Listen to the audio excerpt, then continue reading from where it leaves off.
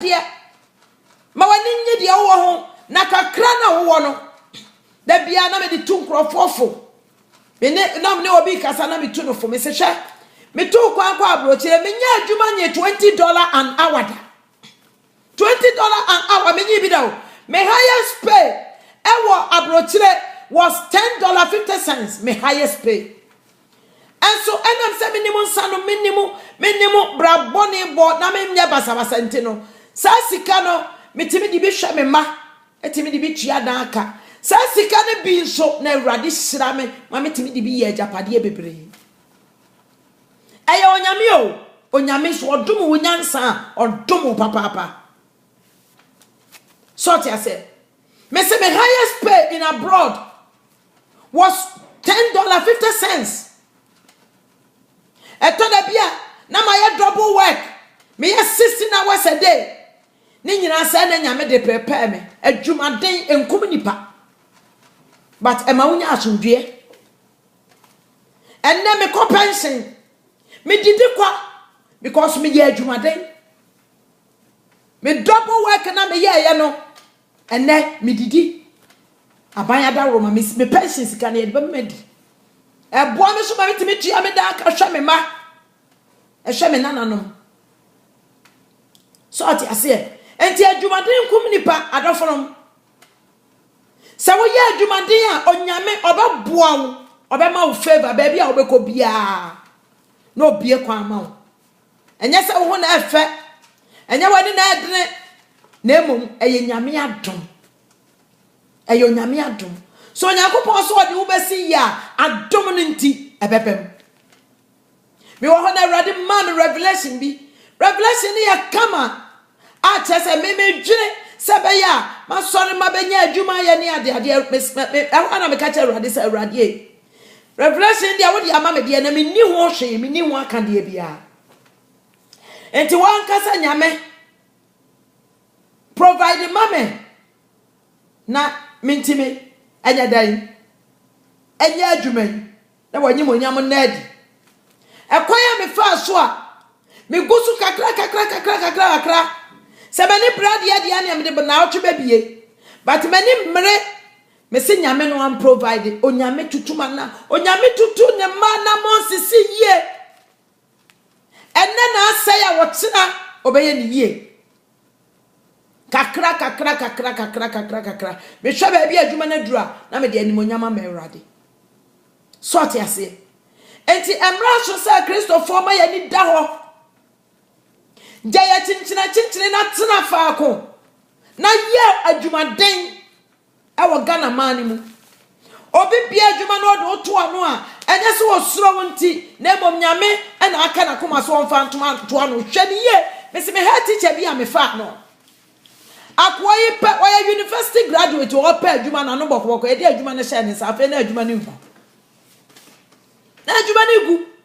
me kwai na me hwe students a me ja wo mo ho adwuma de na me koye na me hwe adwuma papa na ye adwuma no a metime ko hye da mu sa na me wira ho na me isu na me ye adwuma wa abrochire na me de kotua wa keseka wa bra adwuma no so produce ska e ho na me say no way Awurade boafo papa na wan me yi na di no afa me laptop say me yi na didi a onso afa laptop no compensation na me de ko ma prosifo e ko che me e ko je laptop no ba show and then what ho wanya adwuma but enso bra wo ho ase a na wotena we mo kakra na pagya ya enke bia nka be ko wani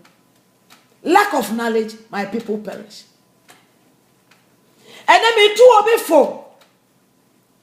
Say yes, you cry a bit in one promise here easy life. Jesus Christ one promise here easy life. One promise here say benya nyina cheap. I don't follow. It is a what you say we say so a enya wadwene say beto kwan ba brochire nti me pay easy life enya ye. Enya wadwene say betegana me pay easy life enya ye. Me pevisa Africana akwa abrochire ye ntu gold wo fom mo abote gold ho kura no edre mamu so ti ase mo abote gold ho kura no edre mamu ente se yen ya be pie ha enti sa wo pa bi sa ba bro kire dia eye adwumaden ene eye ne ha yemfe yansa moda ho mfa enya sika dia nkrofo ka kire won onye no kore wo be se mama kura ya se wutimu a ayi uhiya sika do nsa bo ho a na sika apia ba nke ebatam dan ne bia besi woni bo ho atutu sika adwumaden kum nipa ede ani bie adwumaden de ani bie ede nkoso ede ahode so kura mawo wabrabom so ti ase wo be kona nipa bi asam no mote baby no mo ye de o mo to chacha or per quick money eni pa bia or per quick money no ampa adwumaden bia no woni nyame entabo kwanwa me kantra won na dwam se Kristo se ma adwuna woni mo no entena wo mo adwe wo Kristo mo no eye adwen papa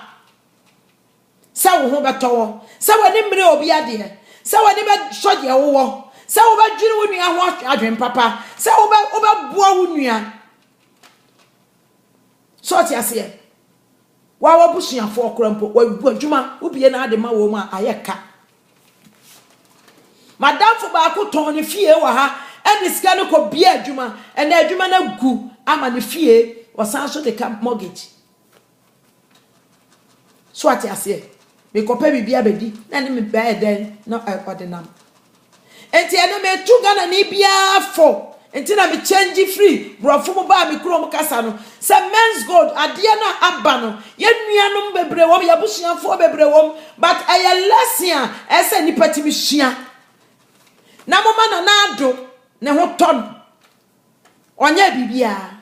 sa wonto aba ma no a ento nyame be ma obi ato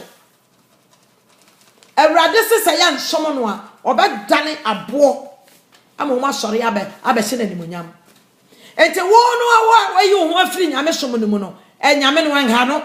ona wo bebre bisa wo bia wayi ne ho afiri nyame som mu woni nyankopon ni twaka bia bisa sa nipa no na wieye they are suffering omobre enti adofno munyai cheap life no easy life na obi ahwe obi anim sa me kwa kwaje saka wa no akokum nipa odi ko pesika abodam papa ana na meka no se me nim preacher bia wo ye fratam ni won ko suku da ono aka na sa enso papa ya timi 24/7 we friend bia no wo kanya me asam watimi atensori e Ghana more than 57 years was all branches about 57 akrache fo so eti asode a ne ye ho kire ye ne ye bre yo mo nkeka wo mo ho anko ma anko bi na wudi na chi na atefa ako na ma achita enso fratam ni enam sa adwempa woni tini mu ntino watimi agye nyamedwuma no edurachiri ene wiase nyina ti abrante no akrache fo so eti ho sikani bre na ahye won krama so enti emra so se Ghana fo be nu won afi wa kwan bone ho a na wajai akwadwosam akwadwo laziness emfa nipa nko ba bia me ame na wo kasai me ye adwuma 16 hours me pon first one na ma bese ne ko second one enti na me hu me ma anadwo na mbeto me ma ebi wo anadwo afena na me ko babysitter ho akofa me ba nyina de de boaboa ye da atia no o edru ba bia menti me nya adwuma no na me ko pension no na abanya ye den odi dia me boa no odi mama to aduane adi na se me tu kwa na me ba ye kwadwofo a enka wo ko pension no enka ba ye den me wi na me tu awarefo ofo ana se awarefo so nhweye na me part 2 me message na me ye first one na no me ye part 2 so di aba enipa afra me pa damase wo sa message no awaresam ho akwadwosam eni enso ade ahomaso ye ni ahobrase enti ye ni bread enti kwa fati aware nyina me ya ware enti min sita Esa wo ti ase se. Sa wo ya akwadwora ebe ha wo daachi. Sa wo ni nokure a daachi wo bebre. Bible say aturo nyina ja ene bonsam. Eni pati asase we say so. Enturo enka nokure. Gana ni be ka nokure a obefe nti wonka. Gana ni ntimi nka nokure. But me sraw sa wodi nokure de be tena wanka sa wabra bomu a enka be siw yie pa. Na chese wo kai adwene we Yesu mu atena wo mu. So Yesu say oso okachire so obi say papa me di wachi na me ne wako ene okachire say so obedi machi dia yeden oso so obedi machi dia yeden to dia wo nyina na bedi machi ene o ma ni paneti ase say anoma wo prebuo watutu ade anwini prebuo awodam sakrama wo ba bia oda asomro fi asade an twi no mfa chameni ya kami na woni pa ba no nyankopon no nyame ba no woni ba bia wode ne tiri to enti so so bedi machi dia e ma medwene enti Christopher wo fra nyina enye yedi enti no wo fra ye ni o asomdue enti no wo fra ye e wo mo say ye de sika ye nyame dwuma na the same time no onu nyame ni mkwan a obefa so obedan ye no ma ye ni mmere oni mkwan a ofa so a o ma edi yi amen enti nipa bi a wote asase we se so sa wan fa Yesu ni suban nipa bi a wote asore dem so wan fa Yesu suban na wan fa ne nsem ni bi antena wo mu anantia wo ba ye big mistake me send ko ma me sister bi a wo su ye man krofo ye kunye o ma hayen me se mama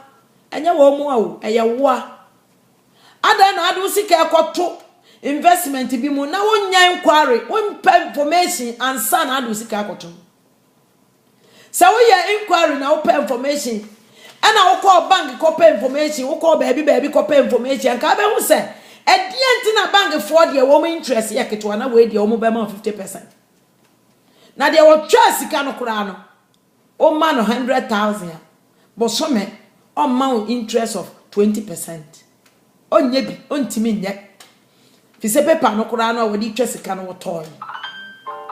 short ase enti sa mistake na ya wo Ghana ho no me e repeat hwe se ya check some for ya yibie di any ade and so still o de oni amako do port a wo de gem bebre so ya so ne mpanimfo o bebre ya so ne mpanimfo BNI for de na ye me nwanwa na agent akase BNI for nyina se ye mo musika o ya mo musika o mo ye mpie abronti mama o man ya bubu nko man kama sei abronti o man na ya reho man adofno o me ensesa Yesu ba na nche na Yesu aba ye twenye mutan wo pe Yesu obeba oyenyame ba obeba sase ne ye ne dia obeba o so obetama sase we ato gem enimu ade bon yefo nyina wo be hye wo mo dwere be entintina wiase na nto chacha entina wiase enhu ensan asore dan ho na nkonom nsa ensan asore dan ho nkoto chacha obo asore dan si na fichire pa enso obesan ho akọ night crawl obo asore dan si ne nchen pa osofo kura ne na tie na dan fokura ne sofo enso na dan fo ne sofo na enso asore no de o nkobi ewie ne asam o ewie ne asam aso oba ne bema motena na mo ya mo ho bonia na mo ntimi antena no mo separate eda wo benyina wo be yare da hom e wona abe hu se me partner no a me pam no sa nka na ho be bo amfa so ama me that time na